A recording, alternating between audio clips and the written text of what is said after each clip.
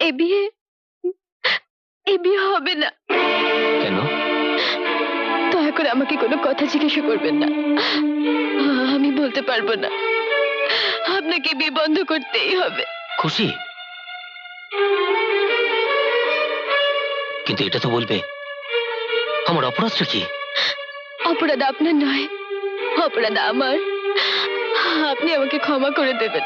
কিন্তু আমি এই বিয়ে বন্ধ করব কিভাবে?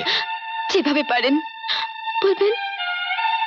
বলবেন আমাকে আপনার পছন্দ হয়নি, বা বলবেন আপনি আপনি আমার সম্পর্কে খারাপ কিছু শুনেছেন, আমার চরিত্র সম্পর্কে।